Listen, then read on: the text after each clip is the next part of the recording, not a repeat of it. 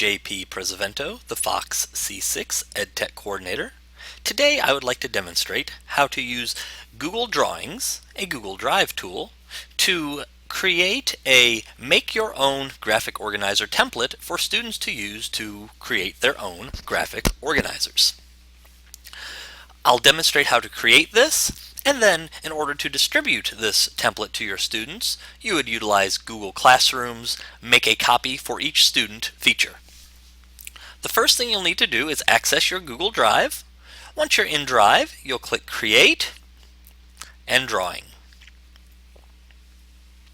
Inside of Google Drawing, the first thing I'd like you to notice is that you can adjust the width of your drawing and the length,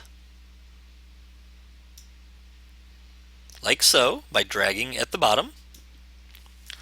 So now we need to add off to the side different shapes or text boxes into which students can type their responses and organize their thoughts.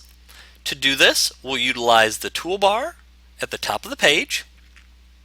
We'll be focusing on the Shape selector and the Line selector.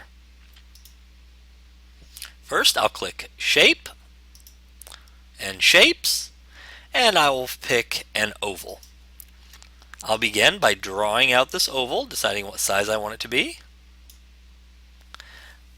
After I have created the size of my shape, I'll need to make it mildly transparent so that if we layer other shapes on top of it, we'll be able to see what is in each one. To adjust the transparency of a shape, I click on Fill Color and then Custom. When you're in the custom colors, you can select a different color, and then all the way on the right, this will allow you to modify the transparency. And I'll put it right about in the middle and click OK. You'll notice that this shape is now mildly transparent. Now I want to move it off to the side of my document, and I want to make a couple extra copies of this shape. I can duplicate it by hitting on my keyboard Control D.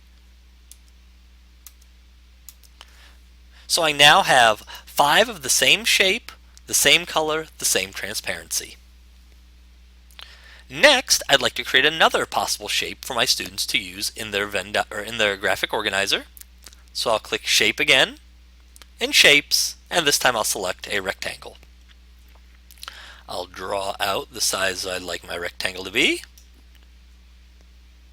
and then I'll click Fill Color again and Custom Color.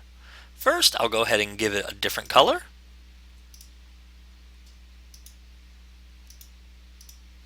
and then I'll adjust the transparency and click OK. I'll move this shape off the document onto the side, and I'll hit Control D to make a few duplicate copies of this shape. The last thing I may need to do is add some lines to connect my shapes. To do that, I'll click the arrow next to Line, and I'll click Line.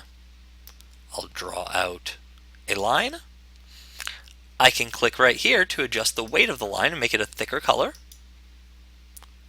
I'll again move it off to I'll click the arrow here